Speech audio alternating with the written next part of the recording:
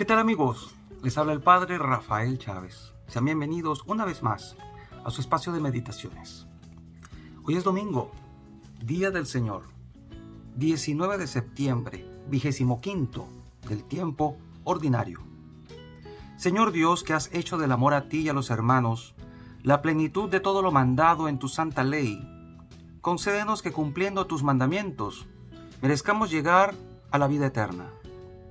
Por nuestro Señor Jesucristo, tu Hijo, que vive y reina contigo en la unidad del Espíritu Santo, y es Dios por los siglos de los siglos. Amén. Sabiduría, capítulo 2, versículos 12 y del 17 al 20. Los malvados dijeron entre sí: tendamos una trampa al justo, porque nos molesta y se opone a lo que hacemos. Nos echa en cara nuestras violaciones a la ley. Nos reprende las faltas contra los principios en que fuimos educados. Veamos si es cierto lo que dice. Vamos a ver qué le pasa en su muerte. Si el justo es hijo de Dios, Él lo ayudará y lo librará de las manos de sus enemigos. Sometámoslo a la humillación y a la tortura, para conocer su temple y su valor. Condenémoslo a una muerte ignominiosa, porque dice que hay quien mire por él. Palabra de Dios. Te alabamos, Señor. Salmo 53. El Señor sostiene mi vida. Oh Dios, sálvame por tu nombre. Sal por mí con tu poder. Oh Dios, escucha mi súplica. Atiende a mis palabras, porque unos insolentes se alzan contra mí, y hombres violentos me persiguen a muerte, sin tener presente a Dios. Pero Dios es mi auxilio, el Señor sostiene mi vida. Te ofreceré un sacrificio voluntario, dando gracias a tu nombre, que es bueno. Santiago, capítulo 3, versículo 16 al capítulo 4, versículo 3. Hermanos míos, donde hay envidias y rivalidades, ahí hay desorden y toda clase de obras malas. Pero los que tienen la sabiduría que viene de Dios son puros ante todo. Además son amantes de la paz, comprensivos, dóciles, están llenos de misericordia y buenos frutos. Son imparciales y sinceros. Los pacíficos siembran la paz y cosechan frutos de justicia. ¿De dónde vienen las luchas y los conflictos entre ustedes? ¿No es acaso de las malas pasiones que siempre están en guerra dentro de ustedes? Ustedes codician lo que no pueden tener y acaban asesinando. Ambicionan algo que no pueden alcanzar y entonces combaten y hacen la guerra. Y si no lo alcanzan, es porque no se lo piden a Dios. O si se lo piden y no lo reciben, es porque piden mal, para derrocharlo en placeres. Palabra de Dios. Te alabamos, Señor. Y el Evangelio de este domingo es el de San Marcos, capítulo 9, versículos del 30 al 37. En aquel tiempo Jesús y sus discípulos atravesaban Galilea, pero él no quería que nadie lo supiera, porque iba enseñando a sus discípulos. Les decía: el Hijo del Hombre va a ser entregado en manos de los hombres. Le darán muerte, y 3 días después de muerto, resucitará. Pero ellos no entendían aquellas palabras y tenían miedo de pedir explicaciones.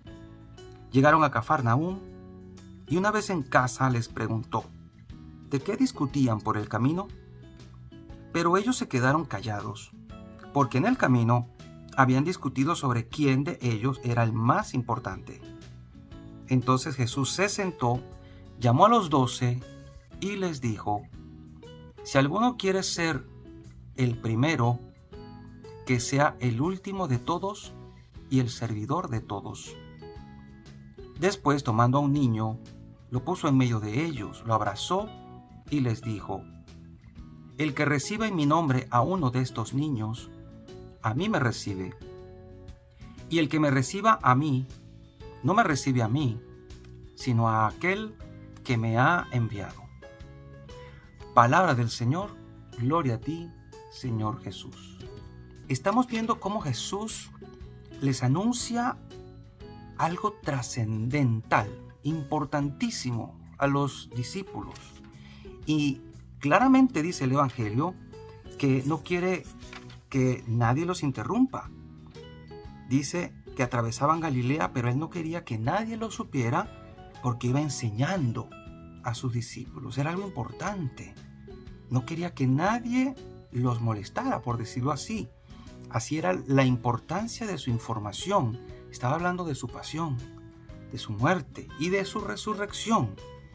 Algo que ellos temían, que no entendían y que tampoco querían que les explicara. Como muchos de nosotros, cuando nos hablan de la muerte, del más allá, de que tenemos que sufrir, pero nadie quiere oír este asunto. La gente de hoy no quiere saber nada. Y muchos de los de ahora, mucho cristiano hay, católico, que pareciera que piensan que por el solo hecho de ser creyente, cristiano, estamos envueltos en una especie de burbuja de protección en la que nada nos puede pasar. Era como esta mentalidad antigua que nos muestra el libro de la sabiduría, en donde se dice, veamos si es cierto lo que dice, vamos a ver qué le pasa en su muerte. Si el justo es hijo de Dios, Él lo ayudará y lo librará de las manos de los enemigos. O sea, si tú crees en Dios, se supone que Dios te va a ayudar y no te va a pasar nada. Y estamos muy lejos de la verdad. Jesucristo era el Hijo de Dios, es el Hijo de Dios. Y sin embargo murió en una cruz delante de todo el mundo. Dios, siendo su Padre, no le evitó ese dolor porque convenía que así fuera.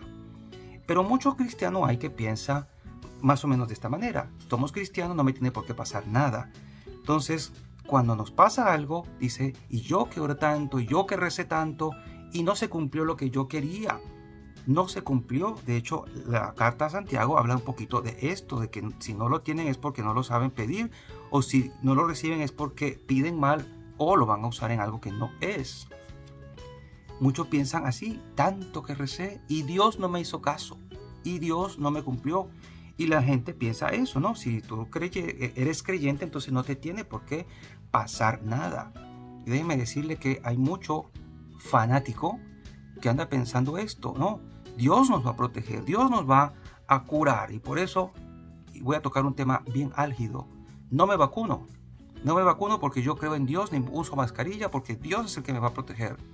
Cuidado, porque eso forma parte de esta mentalidad temeraria que usaban los antiguos para decir, si Jesús es el Hijo de Dios, Dios lo va a proteger y nada le va a pasar. No tiene por qué ser así, no es así de hecho. Fíjense que el texto de Marcos dice que el Hijo del Hombre, Jesús se lo enseñó así a sus discípulos, va a ser entregado en manos de los hombres. Hasta ese momento Jesús había hecho la voluntad del Padre con plena libertad, pero decía que iba a ser entregado en manos de los hombres. O sea que el destino final de Jesús estuvo en las manos nuestras. Y ya vimos lo que pasó. Lo hicimos pedazos. Y cada uno tiene parte de culpa cuando peca. De ahí lo grave del pecado. Cada uno participa de alguna manera en aquellos momentos dolorosos que acabaron con la vida del Salvador. Cada uno de nosotros. Entonces somos corresponsables en cierta manera de aquello porque Él cargó con los pecados de todos. De los que vivieron antes que Él, de los que vivieron en su tiempo y de los que iban a vivir después que Él pasara por esta tierra. O sea, tú y yo. Y esto se dio así. Y el Señor se sigue entregando, se sigue poniendo en nuestras manos. En cada altar el Señor se pone en nuestras manos. Está allí sobre el altar después de la consagración. Y en el momento de la comunión el sacerdote coloca a Jesús en tus manos, si lo vas a recibir en la mano, o en tu boca, se te entrega de nuevo. Y hay tanta gente que aún ni siquiera ha podido aprender a recibir a Jesús correctamente en la mano. No lo han podido aprender, siendo que eso debería ser el gesto que los católicos no podríamos dejar de aprender o de sabernos a la perfección. Porque es el momento más sublime en el cual vamos a recibir a Jesucristo, nuestro alimento, nuestro pan de vida, a nuestro Dios y Señor. Y no hemos aprendido a recibirlo. Yo a veces me pregunto, ¿por qué pasa esto? lo más importante en nuestras vidas lo desdeñamos, lo dejamos así como algo que no importa. De cualquier manera lo hacemos. Lo mismo sigue pasando, se nos sigue entregando y aún así el Señor no se ha retractado, no se ha ido. Sigue con nosotros a pesar de que lo tratemos tan mal. Pensemos un momento en eso. ¿Cómo tratamos a Jesús?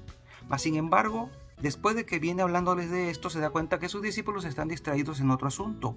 Les pregunta de qué y callan. Y es que debería darles vergüenza, pero estaban hablando de quién era el más importante. Ustedes podrían imaginarse la frustración de Jesús en lo humano, de ver que estaba hablándoles del momento más trascendental de la historia del mundo y de su vida, y ellos están pendientes de quién iba a ser el primero.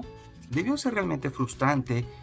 Y fíjense cómo dice el Evangelio, que Jesús se sentó, llamó a los 12 y les dijo, como si fuera a regañarlos, a poner los puntos sobre las sillas y las cartas sobre la mesa.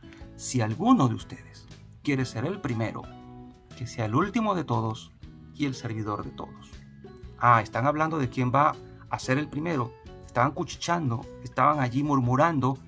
Mientras Jesús estaba hablando de algo importante, ellos estaban murmurando.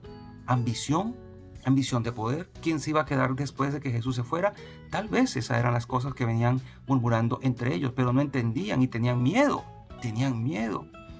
Pero Él le dice, si quieren ser el primero, háganse el último y el servidor de todos. ¿Y saben qué? Ese es el único puesto que no te van a envidiar. El que nadie va a querer ocupar por ti. El último.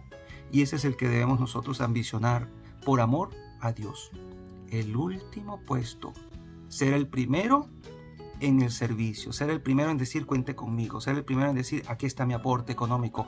Ser el primero en decir yo me apunto. Ser el primero en decir yo estoy disponible. No es fácil decir eso.